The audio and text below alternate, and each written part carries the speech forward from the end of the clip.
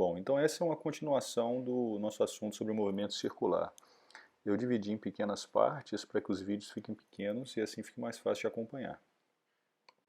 Imagine que você tem uma roda gigante muito doida, onde os caixotinhos estejam dispostos a diferentes raios, a diferentes distâncias do centro dessa roda gigante. E, naturalmente, você há de concordar que para um determinado intervalo de tempo qualquer, todos esses caixotinhos eles vão se movimentar de um mesmo ângulo, certo? É nítido pela figura que esses caixotinhos percorrem uma distância distinta. Você pode olhar aí o tamanho dos arcos, você vê que quando o sujeito está mais perto do centro da roda gigante, ele percorre um arco menor, e quando ele está mais distante, um arco maior. Portanto, eu posso afirmar para você o seguinte: se esse deslocamento ocorre sempre no mesmo tempo, então a velocidade tem que ser distinta e essa velocidade vai ter que ser tanto maior quanto mais distante o sujeito estiver da circunferência, já que ele percorre uma distância a princípio maior. Dessa maneira, no problema que a gente está analisando, eu posso dizer para você que VA é menor do que VB, que é menor do que VC. Bom, essas velocidades que a gente está analisando são as velocidades escalares. Elas medem a distância percorrida, a razão entre a distância percorrida para um determinado tempo. Como a gente viu, elas são diferentes aí para esses corpos A, B e C. Mas existe uma outra grandeza que a gente pode definir, que é a velocidade angular, que ela mede agora a variação do ângulo no tempo, a razão entre o ângulo percorrido num determinado tempo. Então, pela nossa expressão que a gente está vendo aí, ó, essa aí seria a velocidade angular média, que ela é dada pela variação do ângulo e a variação do tempo. No caso específico desse problema que a gente está analisando, a gente disse que esses bondinhos, essas gôndolas, elas se movimentam de um mesmo ângulo no mesmo tempo.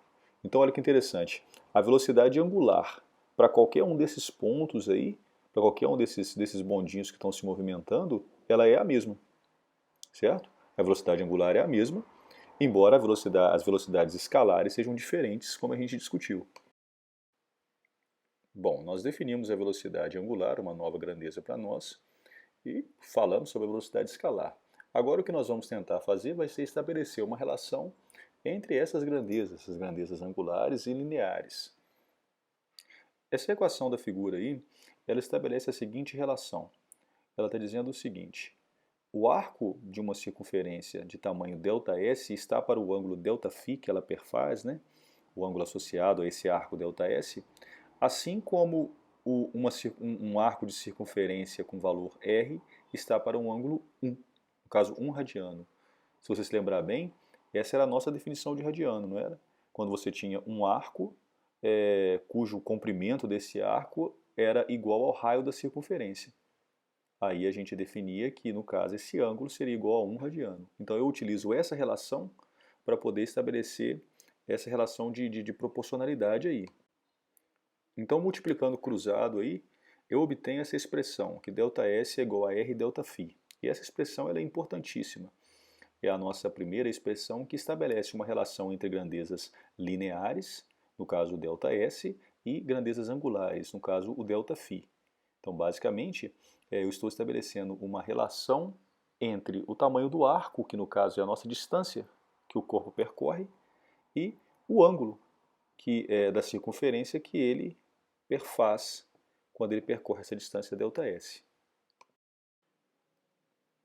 Observe que agora eu apenas reescrevi a equação nova que a gente acabou de obter e duas equações já conhecidas. Uma equação é para a velocidade escalar, né, que é o ΔS sobre ΔT, e outra para a velocidade angular, que a gente definiu agora, que é a variação do ângulo pelo tempo.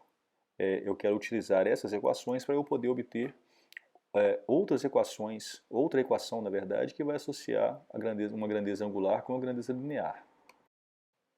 Bom, para que eu obtenha essa equação, essa relação que eu estou interessado, que você vai descobrir depois qual o que eu vou fazer vai ser o seguinte: essa equação anterior que eu obtive, ΔS igual a R ΔΦ, eu vou substituir essa expressão na nossa definição de velocidade escalar, que também é chamada de velocidade linear. Tá? Então observe que eu vou pegar aquele ΔS igual a R ΔΦ. Então R ΔΦ ele vai entrar nesse ΔS aí, dessa expressão para velocidade escalar. Então ao fazer isso, o que eu obtenho é essa equação da direita.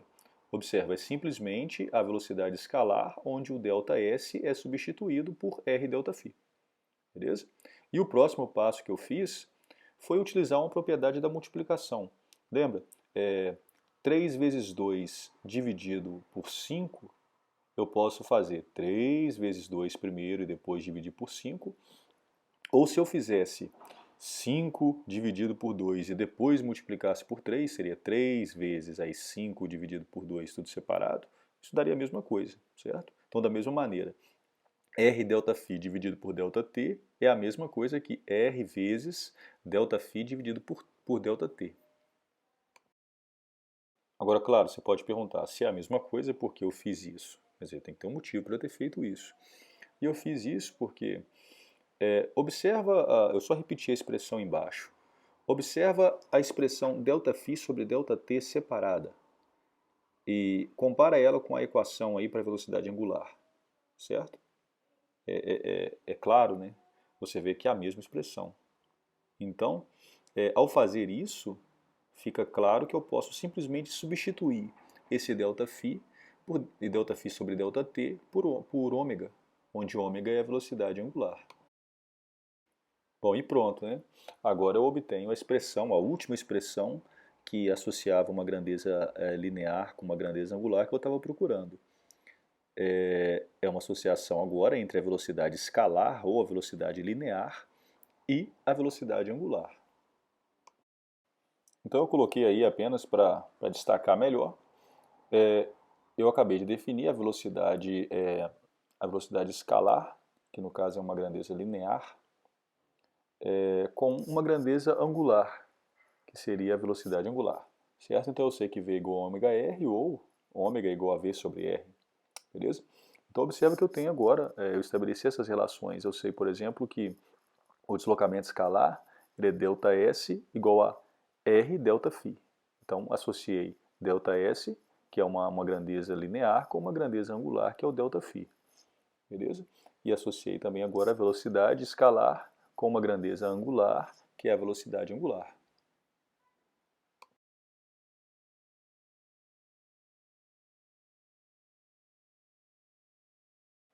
Então vamos tentar resolver um exemplo aqui.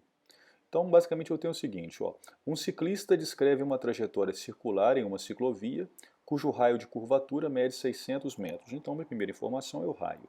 Quanto tempo é necessário para que esse ciclista percorra um arco de circunferência de ângulo central igual a 30 graus? Sabe-se que durante todo o percurso a velocidade foi constante igual a 10 metros por segundo. Então, o que ele me deu de informação? Ele me deu o raio, R igual a 600 metros, ele me deu o ângulo, expresso em graus, vai ser necessário transformar esse ângulo para radiano, e ele me deu a velocidade ao longo desse percurso. Observe que ele não falou, ele me deu a velocidade escalar, a velocidade angular, mas pela unidade torna-se claro que ele está falando da velocidade escalar, 10 metros por segundo. A velocidade angular, a unidade dela seria radianos por segundo, que seria, lembra só da expressão, né? É um ângulo sobre o tempo. A primeira coisa que nós vamos fazer então vai ser converter para radiano.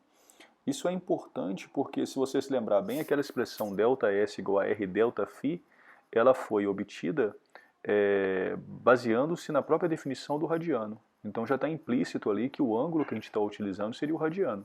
Beleza?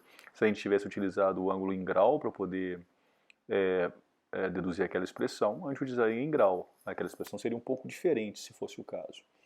Beleza? Então observe que para eu poder descobrir quanto que esse ângulo equivale em radiano, basta eu fazer essa regra de 3 aí, estabelecer essa proporção. Eu sei que 2π radiano, que é o tamanho da circunferência inteira, ele equivale a 360 graus. Então, o que eu quero saber? Eu quero saber o quanto que vale ΔΦ, certo? Que seria o equivalente a 30 graus. Então, eu faria simplesmente essa expressão, seria 2π radiano dividido por ΔΦ igual a 360 dividido por 30, e aí eu jogo para lá, jogo para cá, e aí eu obtenho essa expressão aí. ΔΦ igual a 2π vezes 30 dividido por 360, que me leva a ΔΦ igual a π sobre 6 radiano. Então, meu primeiro problema está resolvido. Bom, uma vez que eu sei quem que é ΔΦ, eu posso utilizar agora aquela expressão que eu tinha visto para a velocidade, né? Que a gente acabou de deduzir, que a velocidade é igual a ômega-r, beleza? Então, se a velocidade é igual a ômega-r, e ômega, como a gente viu, é a variação do ângulo sobre o tempo, eu posso fazer o quê? Eu posso simplesmente substituir esse ΔΦ sobre ΔT aí nessa expressão, e aí eu ficaria com V, velocidade, é igual a ΔΦ sobre ΔT vezes R. E agora eu posso só substituir essas grandezas. Por quê? Porque o que o problema está pedindo? Ele está me perguntando qual que é o tempo, certo? Então, eu tenho a velocidade, eu tenho o ΔΦ que eu acabei de obter e eu tenho o raio que já tinha sido dado. Então, quando eu jogo nessa expressão aí, quer dizer, eu tenho tudo menos o tempo. E aí eu mando para lá, mando para cá e eu obtenho o tempo que eu queria, que é igual a 30 segundos, certo? Então você vê que nós resolvemos um problema que está relacionando diferentes grandezas angulares e lineares. E vai bastar você lembrar dessas expressões para poder resolver esse problema e fazer a associação correta.